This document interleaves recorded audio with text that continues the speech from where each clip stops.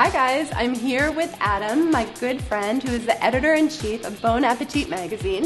Thank you for being here. Happy to join you.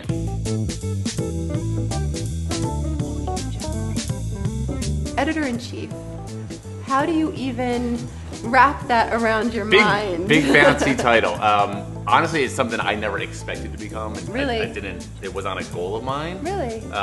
But you know what? From day one, like when I was in college, I always wanted to do something that I loved. And my feeling has always been, if you love what you do and you work your tail off at it, things will take care of themselves.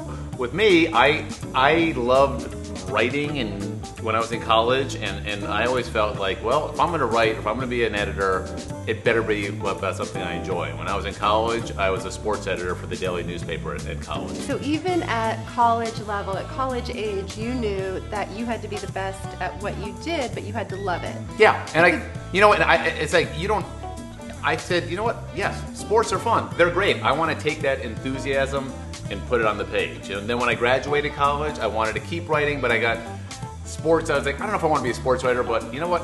I love food, and every time I talk about food, I get excited, and I love to cook, and I'm like, well, why not become a food writer? From college, how did you get into publishing? I moved to New York without a job. I had some money saved up, but I just I'm moving to New York. I grew up in Washington, D.C. My dad was originally from New York, and I just was one of those kids that felt that if I didn't at least give it a shot, I'd always regret it, that I wanted to come to New York to see if I could make it. I got a job working at a catering company, chopping vegetables. Amazing. I called this place the James Beard Foundation, which is a food organization that gives out scholarships and hosts awards and stuff. I volunteered there. Another thing, start small, you'll get somewhere big. You do not have to, if you're just out of college, you don't have to start at Vanity Fair or GQ or Vogue. Like, no, you work your way there. Work your way up. So, take one small step. So I started off at a very small place. My boss it was just the two of us in our own little office. Because at the smaller places, this is what I always say too, you're going to be able to do everything and you're going to learn so much. While working at the Beard Foundation, what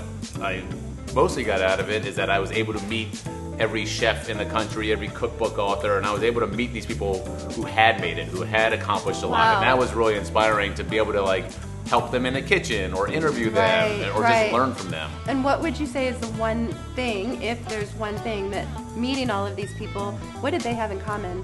Like I said, I think they all work incredibly hard, but they work hard because they want to.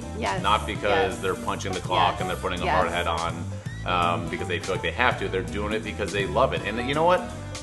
They're great chefs. Like, these are not, kids with silver spoons in their mouths who became great chefs. Like, being a chef is a very hard job. It's a blue-collar job, and it's tough, and you're on your feet, and you're working your tail off, but you can, if you work hard enough and you're really good at it, you can get hired. Next thing you know, you've got 5 restaurants, and you're on TV and all that. I mean, look at someone like Bobby Flay. Bobby Flay never graduated high school.